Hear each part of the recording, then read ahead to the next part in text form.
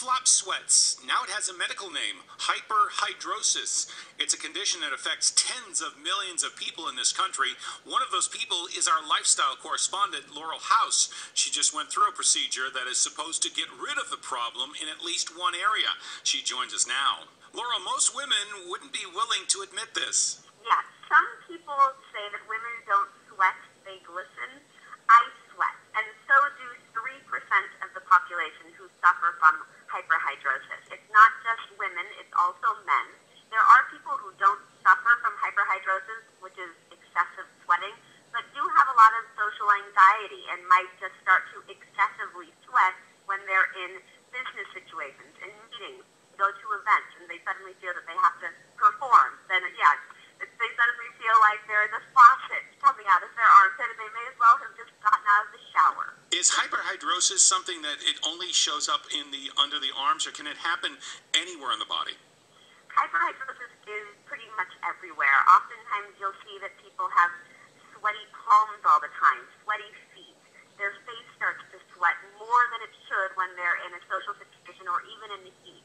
But interestingly, working out doesn't necessarily produce all of the excessive sweat like you might think someone with hyperhidrosis does. Is this a mental disorder, or is this an actual physical disorder? Some people say that it is just anxiety or just stress.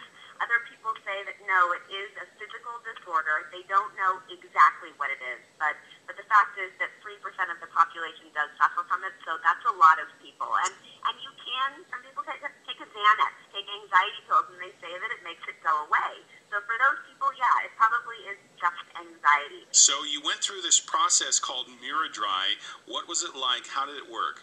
You lay back, and they use this suction device and then microwave technology that helps pull the sweat glands closer to the surface and then destroy them. And the result is there's approximately an 85% reduction in sweat, and it's long-lasting. So if you think about it, what the technology is doing is actually destroying the sweat glands, and sweat glands don't grow back. So if they're destroyed, they don't grow back, then some people think that it's dangerous to do something like this because you're not allowing your body to detox and to cool, which is what sweat glands do. But you're only using 2% of those sweat glands in your armpit, so you still have 98% of the sweat glands all over the rest of your body. So it can be divided out amongst the other 98%. I don't think your body's going to have a hard time dividing out that percentage of sweat. But Mirror Dry isn't the only thing that helps work. Mirror Dry isn't the only thing that helps with excessive sweating. There are other things that you can do, like Botox in the armpits, which is a little bit actually more painful, and that's just because you're getting about 40 injections in your armpits.